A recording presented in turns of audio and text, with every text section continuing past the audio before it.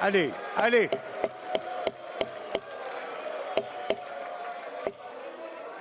La parole est à Monsieur Philippe Doucet. Monsieur le Président, chers collègues, ma question s'adresse à Monsieur le ministre des Affaires étrangères.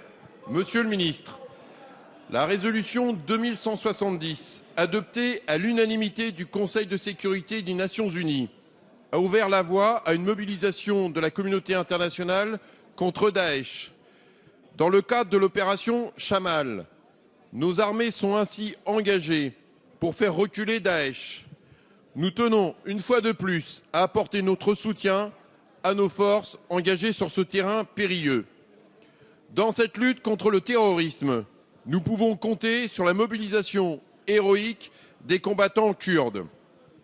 Au mois de septembre, en se rendant à Erbil, le président de la République avait reconnu cet engagement exceptionnel des forces de résistance engagées contre Daesh. La semaine dernière, en recevant plusieurs commandants kurdes qui recherchaient un soutien logistique, militaire et politique, le président de la République a une fois de plus marqué l'attachement de la France à ce combat essentiel. En France, l'Institut kurde de Paris, par son engagement culturel et éducatif, contribue à défendre les valeurs et les combats incarnés par les combattants kurdes. Nous soutenons son action et souhaitons que l'accompagnement des pouvoirs publics soit à la hauteur de l'exceptionnalité du moment. Aujourd'hui, en difficulté à cause de l'immensité des défis qu'il doit relever, l'Institut kurde de Paris et ses militants méritent d'être soutenus. Monsieur le ministre, nous le savons, le concours des combattants kurdes sera décisif, notamment pour reprendre Mossoul aux mains des djihadistes. Monsieur le ministre, pouvez-vous nous dire comment s'organise notre soutien à ces combattants qui défendent la liberté et la justice? Je vous remercie. Merci. La parole est à Monsieur Harlem Désir, secrétaire d'État chargé des Affaires européennes. Merci Monsieur le Président. Monsieur le député Philippe Doucet, depuis le début de l'offensive de Daesh en Irak, en août 2014, la France s'est tenue aux côtés de l'Irak et du Kurdistan irakien, comme vous l'avez rappelé. Le ministre des Affaires étrangères, Laurent Fabius, s'est rendu à Erbil dès le mois d'août et y est retourné avec le président de la République en septembre.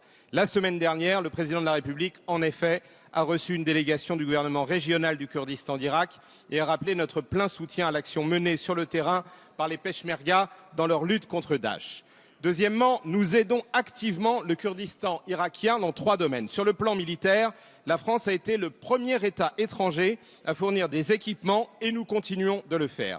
Sur le plan humanitaire, nous apportons une aide aux populations civiles, notamment pour permettre aux minorités persécutées, notamment les chrétiens d'Irak, mais aussi les yézidis, de retourner dans leurs villes et leurs villages. Sur le plan politique, enfin, nous soutenons la politique de rassemblement et de réconciliation menée par le Premier ministre d'Irak, Al-Abadi. La France apporte également un soutien aux Kurdes de France.